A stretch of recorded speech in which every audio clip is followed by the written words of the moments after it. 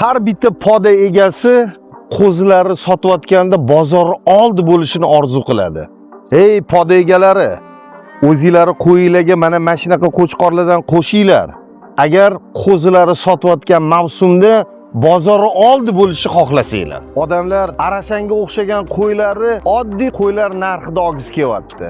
Shu narsani amalga oshirish uchun ana o'sha hozir qo'chqorlari olayotgan narxga mana shunaqa qo'chqorlarni ham olishinglar mumkin. Olinglar va podanglarga qo'shinglar.